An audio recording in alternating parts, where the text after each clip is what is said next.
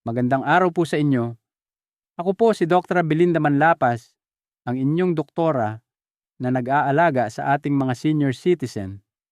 Alam ko po na marami sa atin ang ginagawa ang lahat para magkaroon ng mahimbing na tulog. Hindi na nagkakape, hindi na nagtsatsa, at maaga na ring naghahapunan. Pero bakit po kaya nagigising pa rin tayo sa kalagitnaan ng gabi na dilat ang mga mata dahil lang sa isang lagok ng tubig? Maaaring mahirap paniwalaan, pero ang problema po ay wala sa dami ng tubig na iniinom ninyo. Nasa oras po ito ng inyong pag-inom na maaaring tahimik na sumisira sa inyong tulog gabi-gabi nang hindi ninyo namamalayan. At pagdating po ng edad na 60, mas nagiging critical ito. Habang tayo po ay nagkakaedad, hindi na napoproseso ng ating katawan ang tubig tulad ng dati. Bumabagal na ang ating mga kidney. Ang ating pantog ay nagiging mas sensitibo. At isang maliit na pagkakamali lang sa oras ng pag-inom ay sapat na para magising kayo ng 2 o 3 beses sa isang gabi. Ang mas malala pa, ang pag-inom ng tubig sa maling oras ay maaaring guluhin ang inyong antidiuretic hormone. Pwede nitong sirain ang natural na ritmo ng inyong pantog at maaari itong magdulot ng maraming taon ng pabalik-balik na pag-ihi sa gabi nang hindi natutukoy kung ano ang tunay na sanhi. Ang magandang balita po, mababago ninyo iyan. Sa video na ito, isa-isa ko pong ipapaliwanag ang 4 na pinakakaraniwang oras ng pag-inom na nakasanayan ng maraming senior. Nakaayos po ito mula sa hindi gaanong nakakasama hanggang sa pinakapeligroso. At ipapaliwanag ko kung bakit ang isa sa mga ito ay dahilan kung bakit milyon-milyong tao ang nagigising eksaktong 3:00 ng madaling araw, gabi-gabi, nang walang kaalam-alam kung bakit. Samahan niyo po ako hanggang sa dulo para malaman ang isang oras na hinding-hindi kayo dapat uminom ng tubig kung gusto ninyong matulog ng mahimbing mula gabi hanggang umaga. Kaya kailan nga ba dapat iwasan ang pag-inom ng tubig? Isa-isahin po natin mula sa mga sandaling tila walang masama hanggang sa pinakamatinding pagkakamali na paulit-ulit na ginagawa ng marami sa atin gabi-gabi. Bawat bahagi po ay suportado ng siyensya at bawat bahagi ay may kasamang simpleng pagbabago na maaari ninyong simulan ngayon din. Sa dulo ng video na ito, ibubunyag ko ang pinakapeligrosong oras sa lahat. Ito ang nakatagong dahilan kung bakit milyon-milyong tao ang nawawala ng tulog nang hindi man lang nila nalalaman. At magsisimula tayo sa pinakapamilyar na oras sa lahat. Isang maliit na kilos na halos lahat ay ginagawa pagkatapos maghapunan. Ngunit iilan lang ang nakakaalam na ang ugaling ito ay maaaring tahimik na nagpapabigat sa tiyan, nagpapaantala sa pagtulog at pinuwersa ang katawan na magtrabaho sa buong gabi nang hindi nakukuha ang sapat na pahinga na kailangan nito. Ang ika-4 na pagkakamali sa pag-inom ay ang pag-inom ng tubig pagkatapos ng isang busog na hapunan.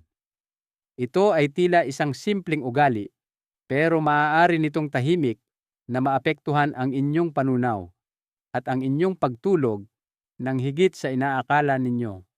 Pagkatapos ng isang masarap at nakakabusog na hapunan, marami sa atin ang natural na kumukuha ng isang basong tubig para ipanlinis ng bibig. Nakakaginhawa at komportable sa pakiramdam, pero hindi ito tinatanggap ng katawan ninyo ng ganoon kadali.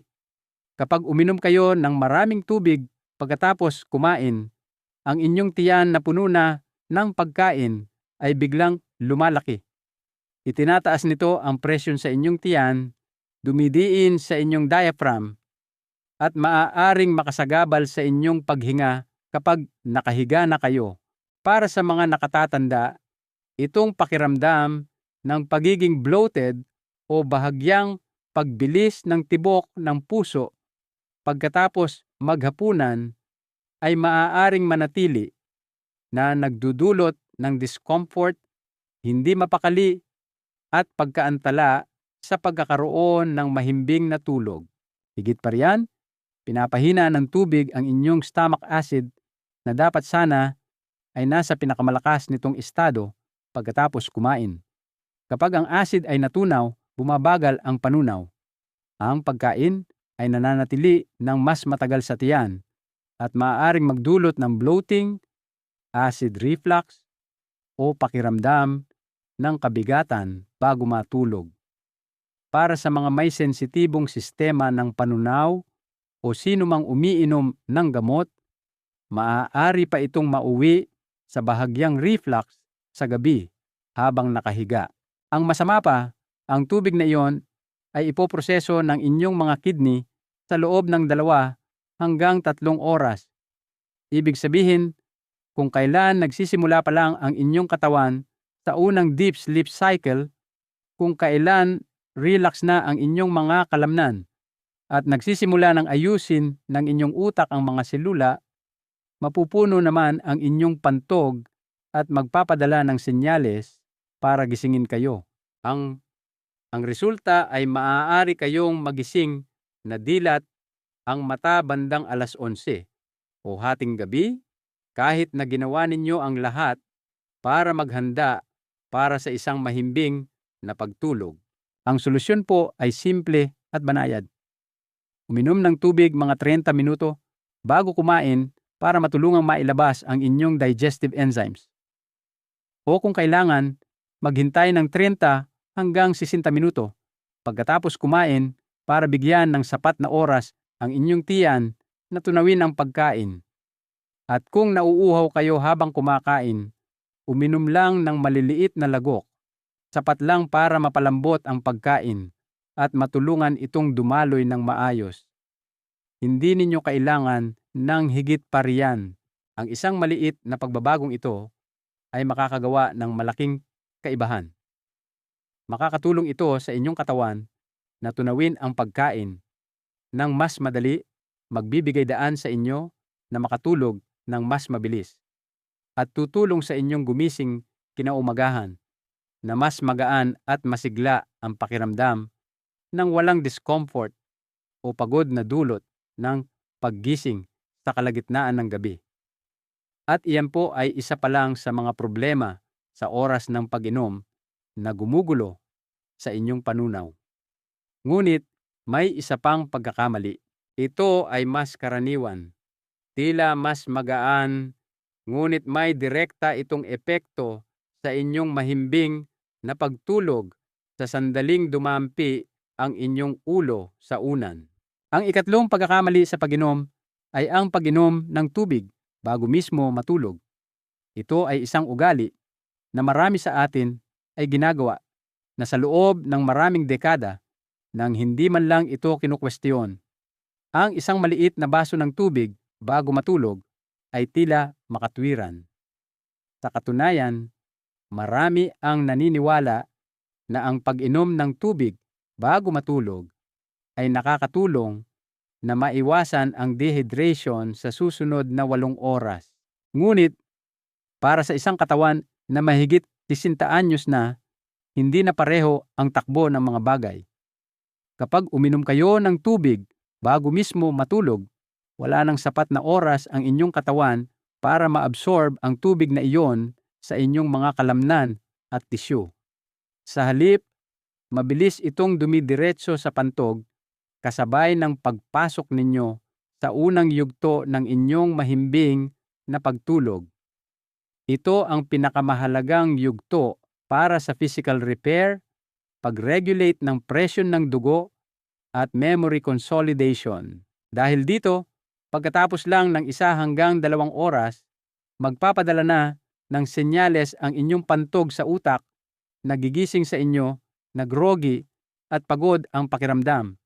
At kapag bumalik kayo sa higaan, mahihirapan na ang inyong utak na ipagpatuloy ang tamang sleep cycle, ang buong istruktura ng inyong tulog sa gabi ay maaaring masira dahil sa isang tila inosenteng pag-inom.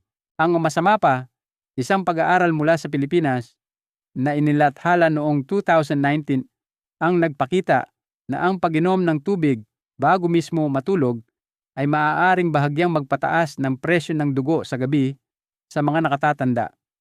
Ang epektong ito ay lalong karaniwan sa mga may history ng sakit sa puso o problema sa autonomic nervous system.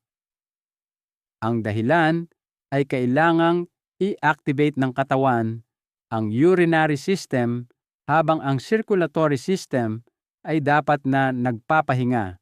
Lumilikha ito ng banayad na uri ng internal stress na hindi napapansin ng maraming tao, ngunit nagdudulot ito ng pagbabago sa tibok ng puso at lubos na nagpapababa sa kalidad ng tulog.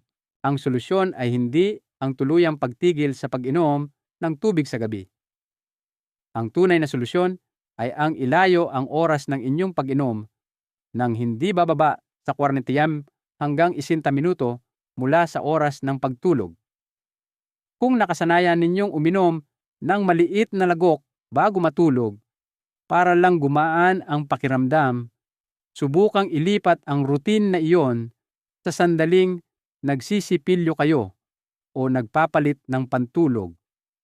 Sa ganitong paraan, may sapat na oras ang inyong mga kidney para salain ang tubig. Ang inyong pantog ay magkakaroon pa rin ng espasyo at ang inyong utak ay hindi maaabala ng mga hindi kinakailangang senyales habang kayo ay natutulog. Hindi ninyo kailangang isuko ang nakaka-relax na pakiramdam bago matulog. Bigyan lang ninyo ng kaunting oras ang inyong katawan para iproseso ang tubig na ininom ninyo.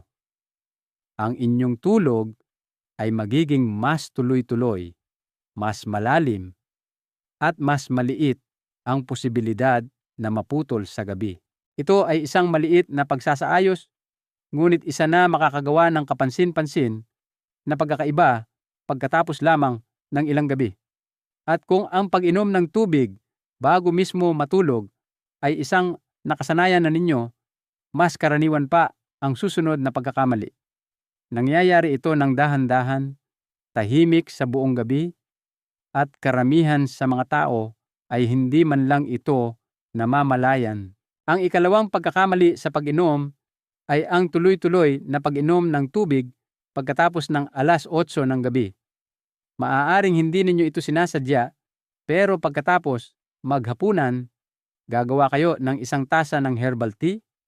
Pagkatapos, iinom kayo ng 1 basong tubig habang nanonood ng balita. At bago matulog, iinom pa kayo ng 1 pang maliit na baso. Wala sa mga ito ang maramihan, ngunit kapag pinagsama-sama, napipilitan ang inyong katawan na harapin ang isang malaking dami ng tubig sa oras na ang inyong nervous system ay dapat nang naghahanda para sa malalim na pahinga.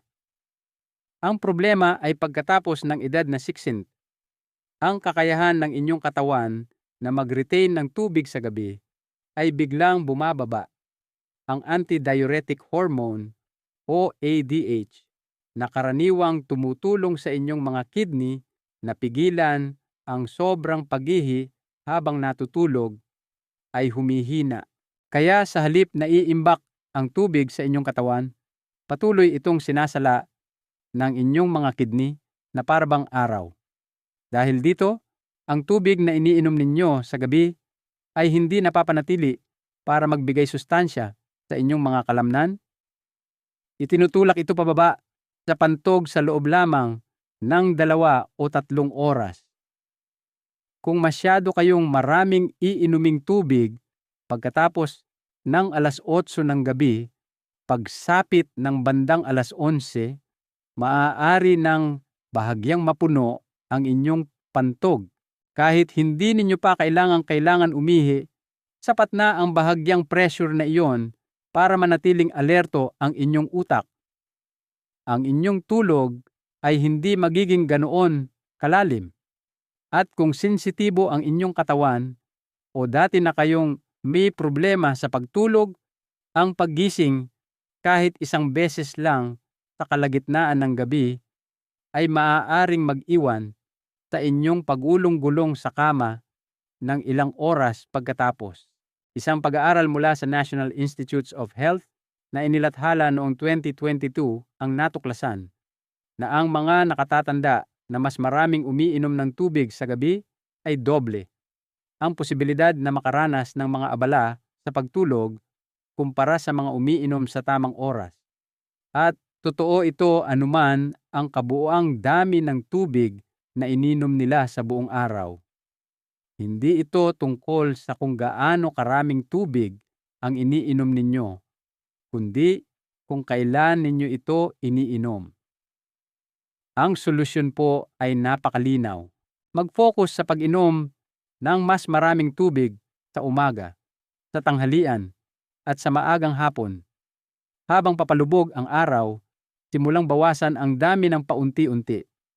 Pagkatapos ng 6:00 ng gabi, uminom lamang kung talagang nauuhaw kayo. At pagkatapos ng 8:00 ng gabi, kung kailangan ninyong uminom, uminom lang ng ilang maliliit na lagok. Dahan-dahan itong inumin. Huwag itong inumin ng biglaan. Makakatulong ito sa inyong mga kidney na iproseso ang tubig ng mas banayad at mababawasan nito ang mga senyales mula sa pantog sa gabi na patuloy na gumigising sa inyo. Ito ay isang maliit na pagbabago, ngunit malaki ang nagagawa nito.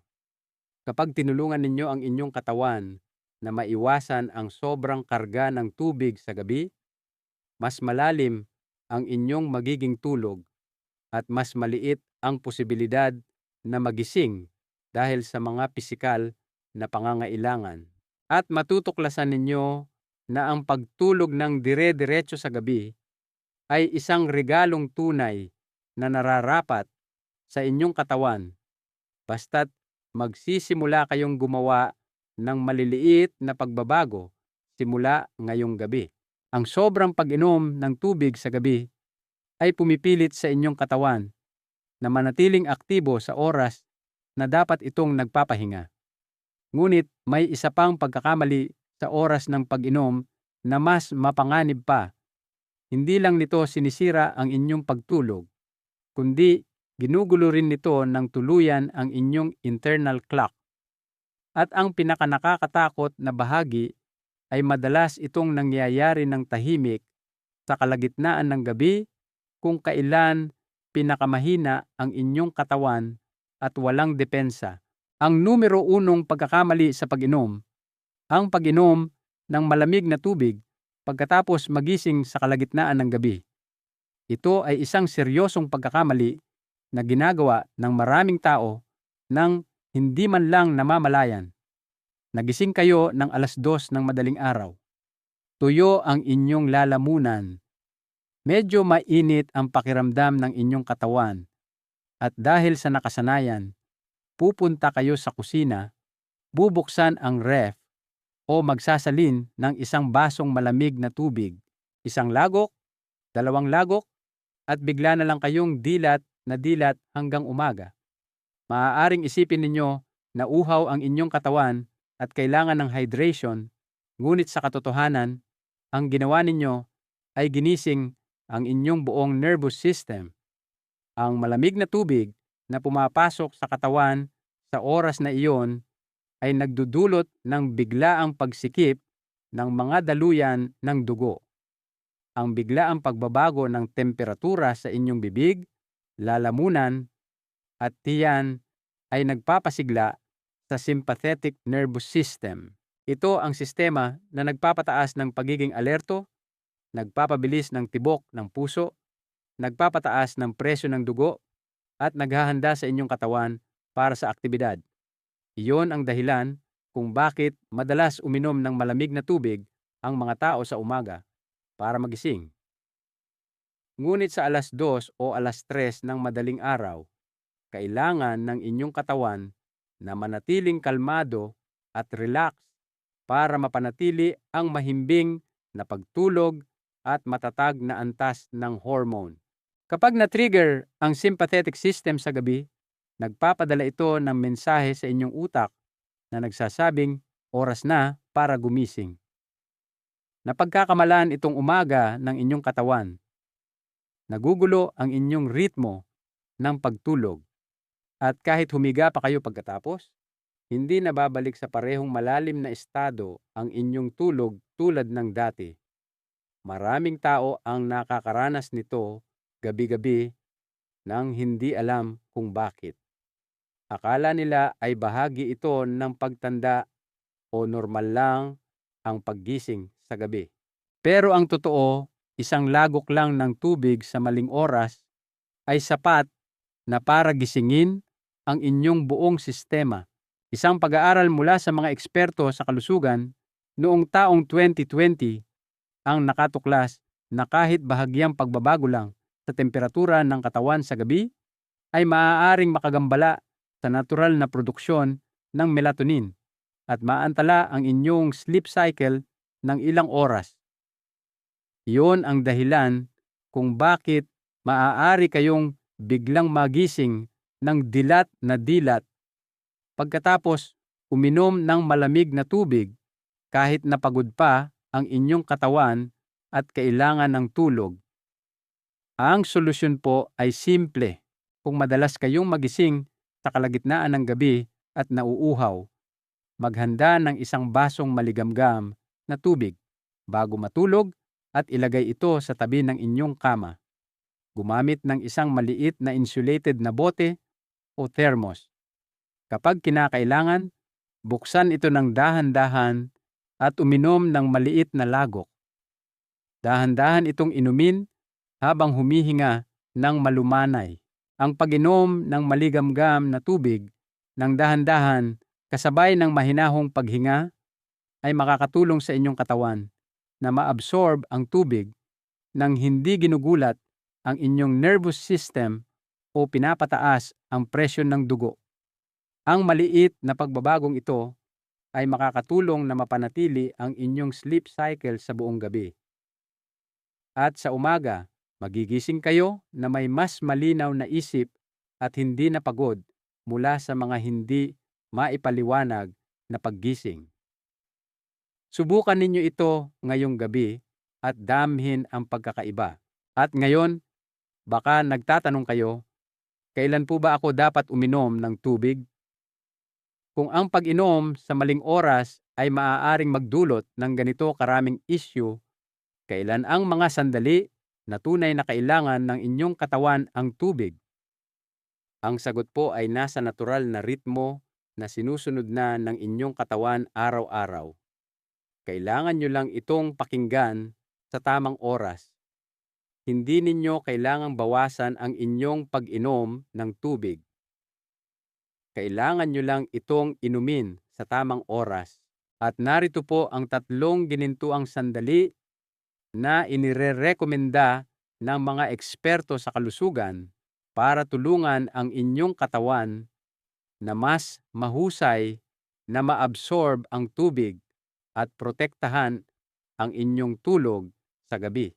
Ang unang ginintuang oras ay pagkatapos ninyong magising sa pagitan ng 6:30 at 7 BMDs ng umaga. Pagkatapos ng mahabang gabi, ang inyong katawan ay nagiging dehydrated sa pamamagitan ng paghinga, pagpapawis, at tahimik na aktibidad ng metabolismo. Ang isang baso ng maligamgam na tubig sa umaga ay hindi lamang nakakatulong na gisingin ang inyong digestive system, kundi pinasisimulan din nito ang inyong buong circulatory system. Maraming pag-aaral ang nagpapakita na ang pag-inom ng tubig agad pagkagising ay maaaring mapabuti ang daloy ng dugo, linisin ang mga kidney, at suportahan ang maayos na paggana ng pantog sa buong araw sa halip na maipon ito pagsapit ng gabi. Ang ikalawang pinakamagandang oras ay mga 30 minuto bago mananghalian. Ito ang oras na nagsisimulang maghanda ang inyong tiyan para maglabas ng digestive juices. Ang isang maliit na baso ng tubig sa oras na ito ay nakakatulong na palambutin ang lining ng bituka, dahan-dahang pinasisigla ang pagdumi, at nagbibigay daan para sa mas mahusay na pagtunaw ng inyong pagkain. Ito ay lalong mahalaga para sa mga senyor na madalas na may problema sa constipation o mahinang pagsipsip ng sustansya. Ang pag-inom ng tubig bago mananghalian ay maaari ring makatulong na bawasan ang pagnanais na kumain ng masyadong mabilis at suportahan ang malusog na pagkontrol sa timbang sa isang banayad na paraan. Ang ikatlong ginintuang oras ay sa pagitan ng 3:00 at 4:00 ng hapon. Ito ang oras na karaniwang bumababa ang inyong enerhiya sa pinakamababang punto nito sa buong araw. Ang isang baso ng tubig sa oras na ito ay nakakatulong na pasiglahin ang inyong isip at nagbibigay sa inyong katawan ng hydration na kailangan nito bago pumasok ang gabi. Ito rin ang huling oras ng araw kung kailan kayo dapat uminom ng malaking dami ng tubig para magkaroon ng sapat na oras ang inyong katawan na iproseso ito bago ang oras ng pagtulog. Ang inyong kabuuang pang-araw-araw na pag-inom ng tubig ay dapat pa ring nasa pagitan ng 2 hanggang 2 litro, depende sa inyong katawan at antas ng aktibidad. Ngunit tandaan, karamihan sa tubig na iyon ay dapat inumin bago mag-6 ng gabi. Sa ganitong paraan, mananatiling hydrated ang inyong mga organ nang hindi nagdaragdag ng sobrang presyon sa inyong pantog sa gabi. Ang pag-inom ng tubig sa tamang oras ay isang paraan ng pakikinig sa inyong katawan sa isang natural at banayad na paraan nang walang pilitan o paghihigpit. At minsan, isang simpleng pagbabago lang na tulad nito ay maaaring makagawa ng kapansin-pansing pagkakaiba sa inyong pagtulog, presyo ng dugo, at pang-araw-araw na enerhiya. Minsan, ang problema ay hindi dahil masyado kayong maraming iniinom na tubig. Ito ay dahil umiinom kayo sa maling oras. Isang maliit na lagok lang pagkatapos ng hapunan, isang baso na tila hindi nakakasama bago matulog, o isang sandali ng pag-inom ng malamig na tubig sa kalagitnaan ng gabi. Lahat ng ito ay maaaring tahimik na hatiin ang inyong tulog sa mga pira-pirasong bahagi nang hindi ninyo namamalayan. Ngunit, ang magandang balita po ay mababago ninyo iyan. Hindi ninyo kailangang pilitin ang inyong sarili na tumigil sa pag-inom ng tubig. Hindi ninyo kailangang baguhin ang lahat. Tandaan lamang ang 3 simpleng bagay. Una, uminom ng mas maaga sa araw at sikaping ubusin ang karamihan ng inyong tubig bago mag-6 ng gabi. Ikalawa, uminom sa mga pare-parehong oras para tulungan ang inyong katawan na muling buuin ang natural nitong ritmo. At panghuli, kung magigising kayo sa kalagitnaan ng gabi, iwasan ang malamig na tubig. Sa halip, magtabi ng isang basong maligamgam na tubig sa inyong tabi at uminom ng maliliit na lagok habang humihinga ng marahan. Iyon lang po ang kailangan at maaari ninyong maramdaman ang pagkakaiba pagkatapos lamang ng ilang gabi. Ang mahalagang aral po dito ay ang pakikinig sa ating katawan. Ito ang pinakamagandang regalo na maibibigay natin sa ating sarili habang tayo ay nagkakaedad. Ang pagtulog na dumadaloy mula gabi hanggang umaga. Ang paggising na may kalmado at sariwang isipan. Wala nang pagkalito o pagod mula sa mga paggising sa gabi na tila walang malinaw na dahilan. Subukan po ninyo ang mga maliliit na pagbabagong ito sa susunod na 3 araw. At kung mapansin ninyo na bumuti ang inyong pagtulog, Sana po ay ibahagi ninyo ang inyong karanasan sa comments section sa ibaba. At kung mayroon pa kayong mga katanungan, huwag po kayong mag-atubiling itanong. Anong oras po ba kayo karaniwang umiinom ng tubig? At alin sa mga sandaling ito ang una ninyong pipiliing baguhin? Kung nakatulong po sa inyo ang payo na ito, huwag po ninyong kalimutan na mag-subscribe sa ating channel at i-share ito sa inyong mga kaibigan at pamilya para mas marami pa tayong matulungan. Hanggang sa muli, ito po si Dr. Belinda Manlapas, laging handang magbigay ng payong pangkalusugan para sa inyo.